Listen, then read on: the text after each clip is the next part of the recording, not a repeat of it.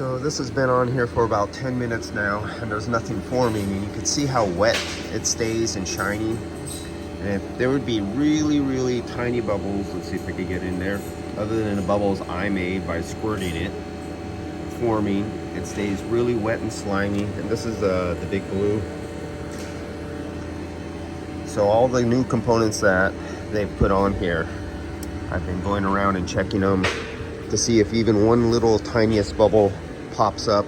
I'm at 220 psi on here, and as you can see, actually I didn't start the timing. I've already went 10 minutes and I just forgot to turn the timer on, and so I just turned the timer on. But just this records how many tenths. You see it's 0.0 psi, so this actually measures in losses in tenths of a psi.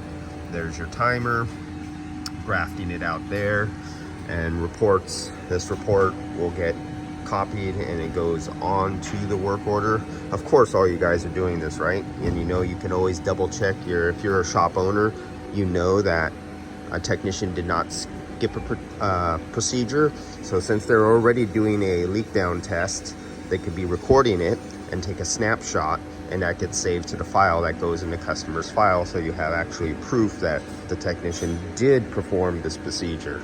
And if you want to show the customer, you can always show them, look, we've had it on here for 15 minutes, 30 minutes, whatever it is. We have proof right here, it was on your vehicle.